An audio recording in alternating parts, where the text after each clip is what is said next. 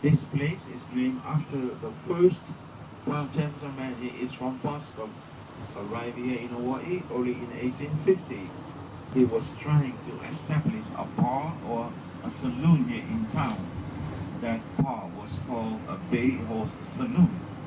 His name is George W. Hoftaney. That's why they call this part of the island a Hoftaney. We're at Kalihi now, and Kalihi means the edge of town. Houses right on the top of the mountain on the left goes all the way up. This is called Nu'uhanu. This is the coolest part of the city, even if summertime in the evening. Greenhouse here on the right hand side, folks, this is called a Kapalama settlement.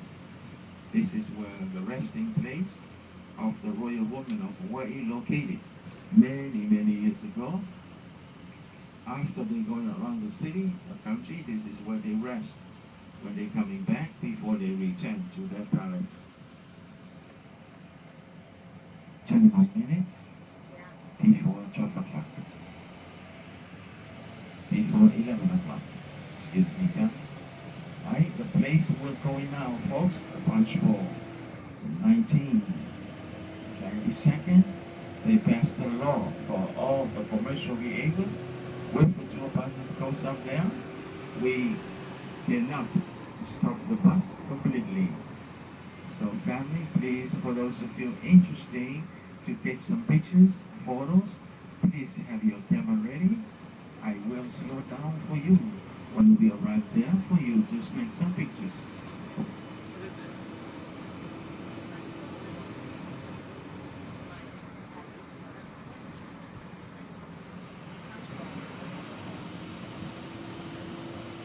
Here on the right side of the highway where all the streets located, this is the garden was planned by Don Francisco de Polverino early in 1800, and he named this garden the Vineyard Garden. Then comes 1835, he turned the whole garden to Queen Kalama. He spent the rest of his life or his time together with Kamehameha IV and his wife to establish the hospital. It became the biggest hospital in the city now.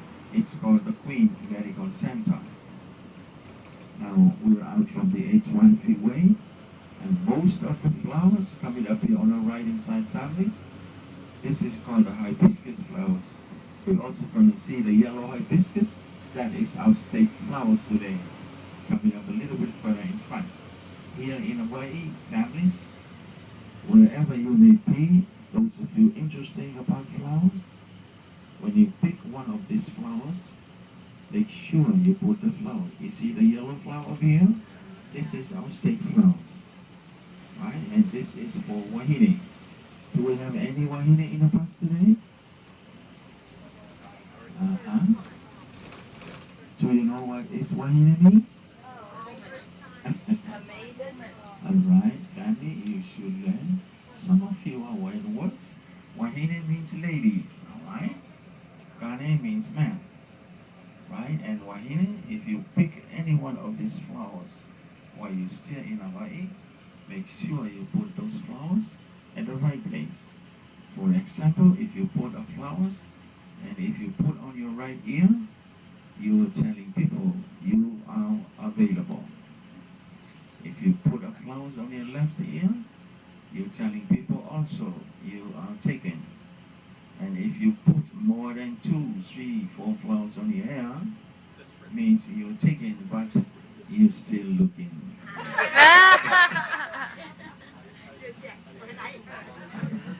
Right? Terrible. I know. Just remember where those flowers located, ladies. And kane means man. Alright? This is for us. You're free to put flowers any place you wish. Don't forget now to not put flowers on your right ear and your left ear at the same time. You're also telling people you're married but you're not happy. Oh. Right?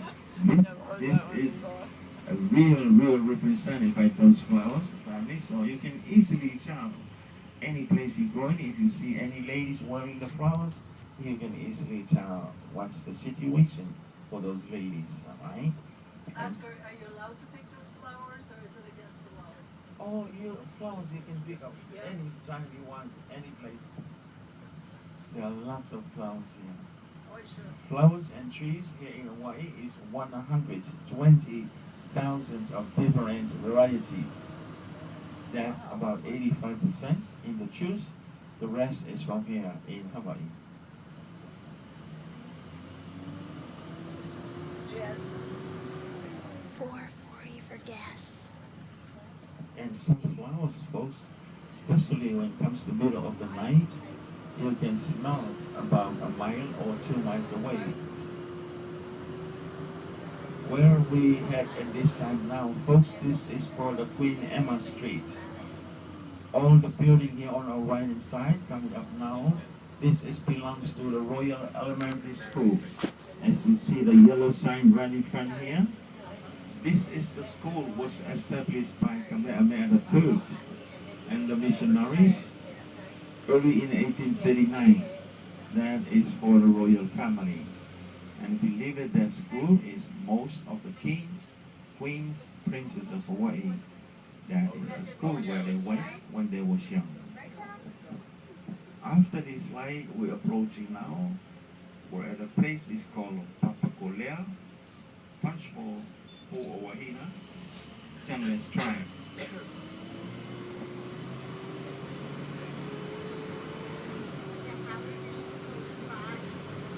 This part of the city, folks, this is the cheapest place to rent many, many years ago. I will point it to you some houses when people starting migrate over here to work at the sugarcane and the pineapple industrial. This is the part of the city where most of those people were staying. A little bit further in front, we will see some houses are built over 2, 3, even 4 feet from the ground. This because this is another worst part of the islands where most of the termites are many, many years ago. So if you built a foundation of your house in those days, but if level with the ground, guarantee that house took maybe 2 to 3 years. And what was happening here in those days, when people migrate over here to work at the sugarcane and the pineapple industrial. If you take a look at these yellow houses here, these are old house, very, very old house. One of those houses is 2, 3, 4 bedrooms. But what are those people doing in those days? If you have a 3-bedroom, 4 bedrooms, believe it, they rent those 4 bedrooms or 3 bedrooms to 3 or 4 different families to live in the same house. And the rent is $50 a month. Today, you will never find any place will cost you $50 to rent a month. Anywhere, not even in the U.S. Yeah, it is the U.S. No, in the mainland. Oh, in mainland, probably you'll find a place in mainland, but in Hawaii, folks, oh goodness. If you quickly take a look at the sign here on our left-hand side, if you can read, oh, that's very wonderful. At the first You know name- why? Yes, no? Because my alphabet was the same as your alphabet. Oh, I-A-E-O. oh yeah, Yeah. all right. I just can't tell time, but I can do the alphabet. No. Thank you. Oh, thank you for sharing me that. Right? We are now turning. This is called a Pu'owahina Street we're at. And this is the real place, the real name of the place we're going now. Punch Bowl was a nickname was given by an early seamen when they spot the wild boar. So they end up to call the Punch Bowl. But Pu'owahina is the real name of this place. That means the hill of placing human sacrifice.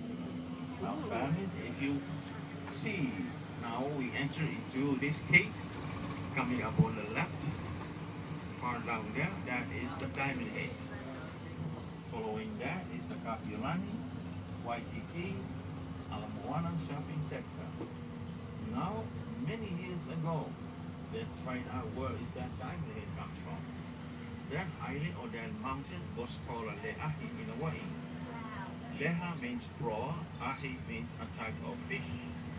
But when the early sailors arrived, about 300 miles on the east of that mountain, what happened, they spot the crystal. That crystal, it's called the calcite crystal. So they took as a mistake, they thought they see the diamonds. And that's why they call the Diamond Heads. That crater today, folks, is a sister to this crater we are on now.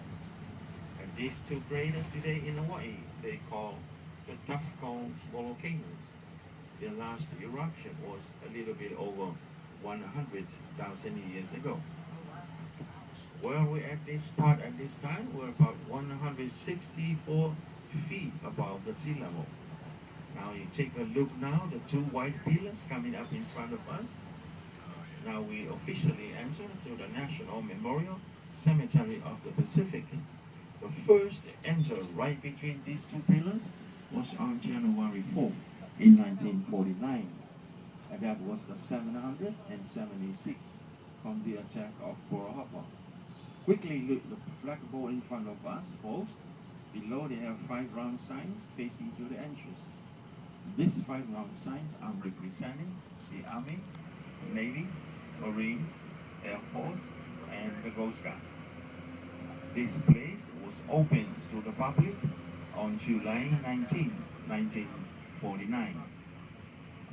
This is covered with 117 acres. This cemetery was filled up on August 21st, 1991. That was over about 41,000 burial. Today, they have another one is open on the windward side of the island. That's the cemetery hosting 3,900 graves. Trees on the right of the street and across from the left, this is called the Washington Tipik pine tree, or the Chinese pine trees. The roots of these trees are direct to the ground. As you see, there are lots of graves right where the roots of the trees are. Those trees inside are called the rainbow shower tree, the monkey portal tree, or the banyan tree. Banyan tree. Coming up in front now, family, if you will see in front of us, all those white big cement blocks on the right, on the left of that stairway is coming down. These are filled with names of men and women. They fought in the World War II, Korean conflict, also the Vietnamese conflict. And these are called the unknown graves. Nobody knows where those people they buried, or the missing in action. The total of them are 28,778 of them. The statue of Columbians right on the wall in front of us. Folks, behind is the court of missing in action. That statue is 30 feet tall, and if you can see on her left hand, she is holding the Laurel Press. That press is depicting the victory of the United States at the sea. On her right hand is open wide without nothing on it. That's representing friendly, peace, and welcome. Right below her, if you can see that, folks, they have some names. She is standing right in front of the brow of the aircraft carrier. Those names was expressed by President Abraham Lincoln to the mother, Mrs. Bixby. She has 5 sons, was killed at the battle. And those words, it says, the Solomon bride that must be yours, to have laid so costly a sacrifice upon the altar of freedom. They also have some maps behind there for all the different islands of the Pacific and in Asia that was hit by the World War II and the Korean conflict, also the Vietnamese conflict. Here we make the turn now, coming up here on our right. This is the part of the cemetery. It's called the D or Delta. This is where the 10442, the famous battalion chiefs, they fought in Italy, in France, also in the Pacific campaign. Most of them are